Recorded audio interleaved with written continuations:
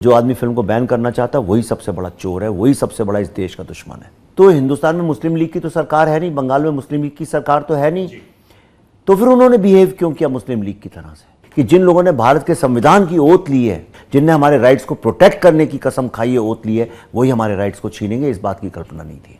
इस तरह से आके तार काट देंगे, बैन कर देंगे, इतनी समस्या खड़ी हो जाएगी, ये मुझे बिल्कुल आइडिया नहीं था। लेकिन अगर वो ऐसा करेंगे तो मुझे अगली फिल्म का एक स्टोरी भी मिल जाएगी। बॉलीवुड में फिल्में क्यों बनाई जाती हैं? इसलिए कि वो बॉक्स ऑफिस पर अच्छा कारोबार करें और प्रोड्यूसर्स जो हैं अपनी जेब में अच्छा खासा रुपए लेकर घर लौट जाएं। लेकिन अगर आप कुछ अलग हटकर करने की कोशिश करें, कुछ ऐसी फिल्में बनाएं जो आपको सोचने पर मजबूर करें और समाज को अलग नज़रिए से देखने का मौका दें, तो आप क्या कहेंगे? हमारे सामने जल्द ही एक ऐसी फिल्म आने वाली है जो हमारे सामने बंगाल की एक नई तस्वीर पेश करेगी, शायद ऐसी तस्वीर जो हमारे सामने इससे पहले नहीं आई है। अब तक आप समझ चुके होंगे मैं किस बारे में बात कर रहा हूं और आपको आज किस से मिलाने वाला हूं। हमारे साथ है विवेक अग्निहोत्री जी। सर, आपका बहुत बहुत स्वागत है हमारे शो पर। धन्यवाद। सबसे पहले सर, मेरे को आपसे एक सवाल पूछना है। मैंने बचपन में एक कहावत सुनी थी कि आ बैल मुझे मार। तो आप बड़ी बड़ी फिल्में बना रहे थे, बड़े बड़े स्टार्स के साथ फिल्में बना रहे थे, ये आपने अचानक से अपना रूट चेंज कर दिया और लोग आपके पीछे पड़ गए। तो क्या आपने ये कहावत बचपन में ठीक से नहीं सुनी थी या इसका मतलब नहीं समझ पाए थे आप? सुनी थी जी, लेकिन एक और भी कहावत है हिंदी में कि ओखली में सर डाला तो मुंह सर से क्या डरना जी। तो ऐसा नहीं है, आ बैल मुझे मार। मुझे पता नहीं था कि इस देश में, इस देश के वी द पीपल, मतलब जो आम आदमी है, उनकी व्यथा, उनकी पीड़ा, उनके दुख के ऊपर फिल्म बनाने से कोई बैल आके मारता है। मुझे पता ही नहीं था ऐसा कोई बैल है जी। लेकिन फिर पता चल गया, बुद्धाहिना ट्रैफिक जैम में पता चला तो छोटा बैल था जी। फिर ताशकंद फाइल में थोड़ा और बड़ा बैल आया जी। कश्मीर फाइल्स में और बड़ा बैल आया और अब तो एक बहुत बड़ा सांड आ गया जी। तो अब मुझे पता चला। लेकिन ये जो बैल हैं ये हमारे नहीं है, ये हमारे नहीं है। इसलिए क्योंकि किसी के दर्द, किसी की पीड़ा, किसी के जेनोसाइड के ऊपर फिल्म बनाना तो एक पुण्य का काम है जी। और ये लोग पुण्य के काम करने से अगर मेरे को रोकते हैं जी, तो मेरे पास दो ही चॉइसेस हैं, या तो मैं डर के भाग जाऊं जो ये डराना चाहते हैं मुझे, या मैं अडिग होके पूरी के पूरे साहस के साथ इस सत्य को लोगों के सामने लाऊं जी। मैंने दूसरा रास्ता चुना है जी। जैसा आपने कहा कि आपने दूसरा रास्ता चुना है, मेरा सवाल इसी से जुड़ा हुआ है कि जैसे आपने ताशकंद की बात करी, कश्मीर फाइल्स की बात करी, ये फिल्में जो हैं अपने आप में एक दबी हुई स्टोरी थी जो आप लेकर आए हैं। अब बंगाल की आप बात कर रहे हैं, इनकी वजह से एक ख़ास तरह की इमेज भी बनती है। तो आप उससे ओके हैं कि मुझे कोई दिक्कत नहीं है, जो कहानियाँ मैं कहना चाहता हूँ वो लोगों तक लेकर जाऊँगा क्योंकि वो ज़रूरी हैं? आप मुझे बताइए जी, महिलाओं पे अत्याचार होते हैं जी, ठीक है, तो क्या उस पर फिल्म नहीं बननी चाहिए? बननी चाहिए। गरीब आदमी पे अत्याचार होता है, क्या फिल्म नहीं बननी चाहिए जी? अगर करप्शन है, कुछ नेता लोग करप्शन करते हैं और गरीब को शोषण करते हैं, उसका क्या उस पर फिल्म नहीं बननी चाहिए? सामाजिक व्यवस्थाओं पे क्या फिल्में नहीं बननी चाहिए? और क्या नहीं बनी है? भारत में तो राज कपूर साहब हों, गुरुदत्त साहब हों जी, बड़े बड़े लोगों ने इसके ऊपर फिल्में बनाई हैं जी। सलीम जावेद साहब की फिल्मों में समाज के शोषण के ऊपर फिल्मों में जिक्र उठाए गए हैं जी, हमने हमेशा बनाई है जी। अमिताभ बच्चन की फिल्में क्या थी? एक गरीब का, किसान का, मजदूर का लड़का है, वो आता है और शोषण के खिलाफ लड़ाई लड़ता है, बननी ही चाहिए जी।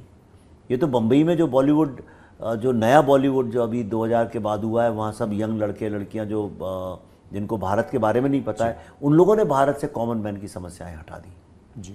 तो भारत में हिंदू हिस्ट्री और हिंदू जेनोसाइड के ऊपर क्या फिल्में नहीं बननी चाहिए जी?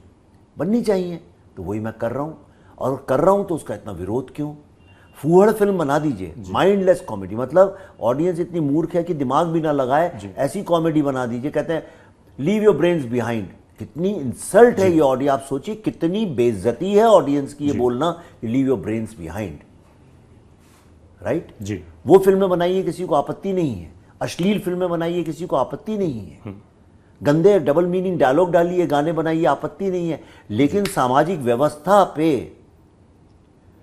लोगों के इनजस्टिस के ऊपर फिल्म बनाना इस देश में बहुत बड़ा गुनाह हो गया है जी। तो अगर उस चीज़ का मैं गुनहगार हूँ तो मुझे कोई समस्या नहीं है जी। सर, मैंने फिल्म का आपका ट्रेलर जो लॉन्च हुआ उसको देखा था, तो उससे पता चलता है कि हमारी आज़ादी के वक्त से लेकर अब तक की कहानी को आपने कवर किया है जी। तो ये 70 साल से ज़्यादा का सफ़र है जिसमें कई सारे ऐसे पन्ने हैं जो इम्पोर्टेंट है। अगर इनमें से एक भी पन्ना मिस होगा तो कहानी का रुख बदल सकता है। तो अगर मैं आपसे पूछूं उस टाइम से लेके अब तक आपने इसके लिए किस तरह से तैयारी करी और आपने इसको कैसे अश्योर किया कि मेरे से कोई पन्ना ना छूटे, क्योंकि एक इम्पॉर्टेंट स्टोरी है। और उस समय के बंगाल में और इस समय के बंगाल में आपने क्या डिफरेंस पाया? अब कई आपने 2-3 सवाल एक साथ पूछ लिए, पर मैं एक एक करके करता हूँ।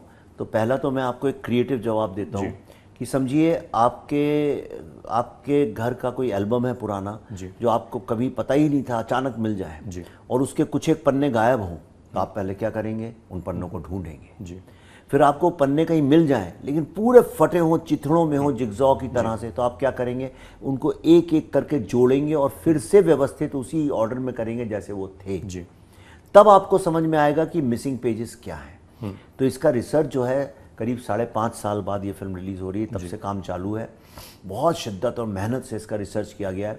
एक एक चीज़ को, इतिहास को लेके, सत्य को लेके, पात्रों को लेके, सेट्स को लेके, कॉस्ट्यूम को लेके, प्रॉपर्टीज़ को लेके, म्यूज़िक को लेके, भाषा को लेके बहुत रिसर्च करके मेहनत के साथ इस फिल्म को हमने बनाया है। तो और इसलिए नहीं कि हम कहना चाहते हैं अरे देखो हमने रिसर्च किया, लेकिन इतने गंभीर और इतने सेंसिटिव सब्जेक्ट पे पहली बार अगर भारत के पार्टीशन के सत्य के ऊपर, छुपाए हुए सत्य के ऊपर कोई फिल्म बन रही है तो वो फिल्म बहुत ही सिंसियरिटी से बननी चाहिए। और हमें गर्व है इस बात का कि हमने उसको बहुत ही ईमानदारी से बनाया है।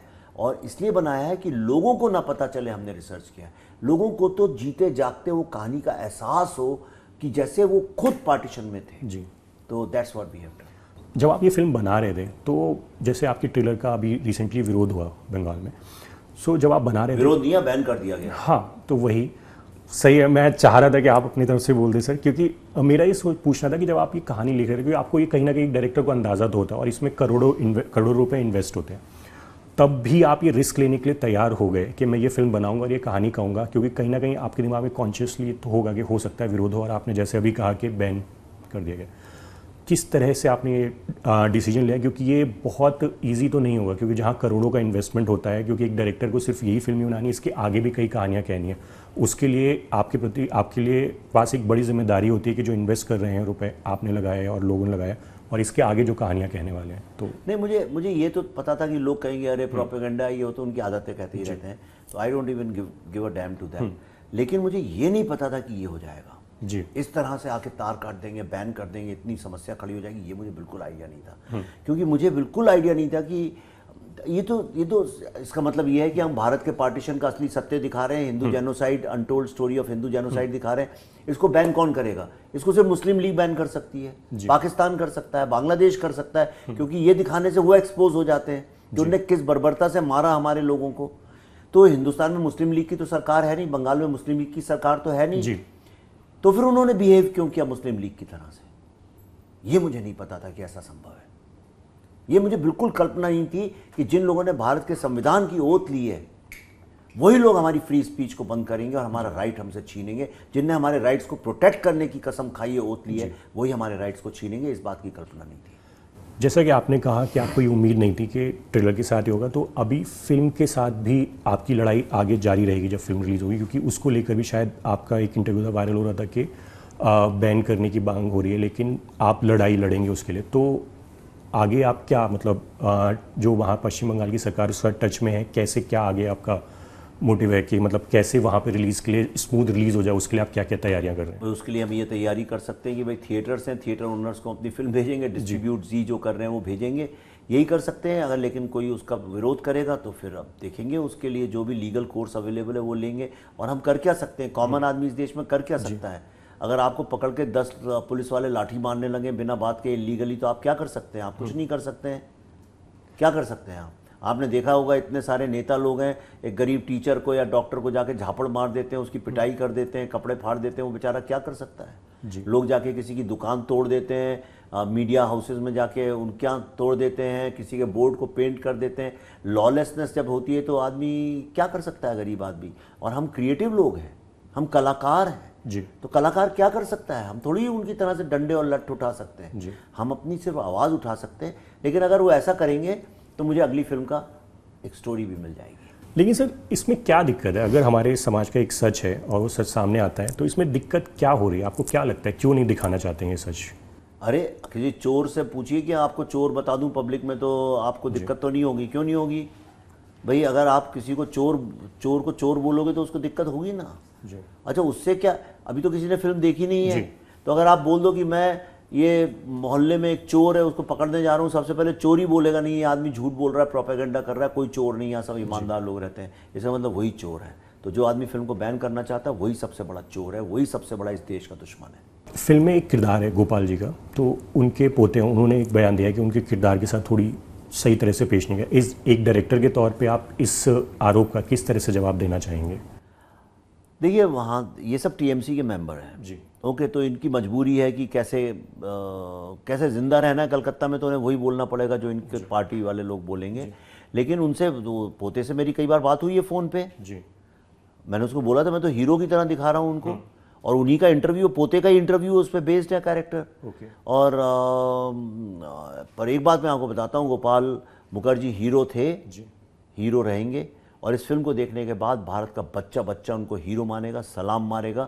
इस बात से उनको अगर आपत्ति है उनके पोते को, तो फिर मैं क्या बोल सकता हूँ उस बारे में। आप पर लीगल नोटिस होगा, हम भी लीगल जवाब देंगे। ये सब पॉलिटिकल पैतरे हैं यार।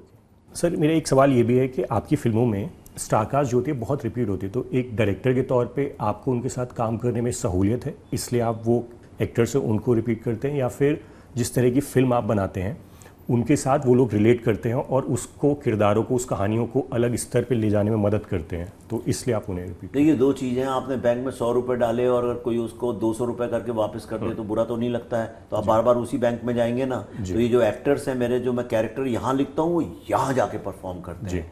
और दूसरा, इनके साथ मैं ज़्यादा रिच बनता हूँ, मेरी ग्रोथ होती है, इसलिए मुझे मज़ा आता है। और तीसरा, उनसे संबंध भी मेरे इतने अच्छे हैं कि ऐसा लगता ही नहीं है कि बाहर वालों के साथ काम कर रहे हैं। और इतनी मेहनत करते हैं, मिठुन चक्रवर्ती जी हों, अनुपम खेर जी हों, पल्लवी जोशी, इतनी मिठुन चक्रवर्ती और पल्लवी जोशी ने और दर्शन ने इस फिल्म में जो परफॉर्मेंस किया है, यादगार परफॉर्मेंस है। पल्लवी का माँ भारती का जो परफॉर्मेंस है, मुझे नहीं लगता है कि भारत के इतिहास में इक्का दुक्का केसेस होंगे जहां ऐसा परफॉर्म किया होगा। मिठुन चक्रवर्ती ने जो किया है, you won't find a parallel to that, कि इस तरह का रोल कोई कर चुका है, ऐसा नहीं है। इसी तरह दर्शन, 25 पेज के मोनोलॉग कौन बोल सकता है? इतने कठिन टेक्निकल कौन बोल सकता है? उसने बोले। तो मैं तो भाई, मैं अच्छे एक्टरों के साथ काम करता हूँ, और इसमें कितने सारे नए एक्टरों के साथ काम कर रहा हूँ जो बंगाल के हैं। एक से एक, शाश्वता चैटर्जी देखिए आप, सौरभ दास को देखिए आप, देबू को देखिए आप, प्रियांशु चटर्जी को देखिए आप, एक से एक महान एक्टर इसमें है। ये फिल्म एक्टिंग की तो मास्टर क्लास है। कोई भी आदमी जो एक्टिंग सीखना चाहता है उसको ये फिल्म देख लेनी चाहिए। जैसे आपने कहा कि मास्टर क्लास है, लेकिन मेरा एक सवाल आपसे, मैं इसलिए भी ये सवाल पूछना चाहता हूँ क्योंकि मिथुन चक्रवर्ती के बारे में, क्योंकि आप उनके साथ लगातार बहुत काम कर रहे हैं और वो अच्छे एक्टर भी हैं। एक दौर था जब उनको अमिताभ बच्चन के साथ तुलना की जाती थी, लेकिन वक्त के साथ क्या आपको लगता है कि वक्त और बॉलीवुड ने उनके साथ उतना न्याय किया, उनको उतना यूज़ किया जितना किया जाना चाहिए? मुझे इससे मतलब नहीं है क्या किया क्या नहीं किया, मैं तो उनको बहुत अच्छे से यूज़ करता हूँ। और मिठुन चक्रवर्ती जी का वो रूप, वो उनका साइड जो कोई और नहीं दिखा सकता, मुझे तो बहुत चैलेंजिंग लगता है उनसे निकलवाने में। दादा भी मुझसे हमेशा बोलता है, अरे तो कहाँ से लिख के ले आता ये, पर इतनी मेहनत करते हैं, इतनी डिटेलिंग में जाते हैं वो, कि मैं सोच के ये जाता हूँ, वो मुझे देते हैं ये। जी। जैसा कि सर आपने बताया कि दादा ने आपको, आपने जितना दिया उससे कई गुना दिया। मुझे उम्मीद है कि जब ये फिल्म सिनेमाघरों में लगेगी तो इस फिल्म से जितनी लोगों के एक्सपेक्टेशंस हैं उससे कई गुना ये उनको देकर जाएगी, और शायद वो सच उन लोगों के सामने पेश करेगी जिसकी आपने कोशिश करी है।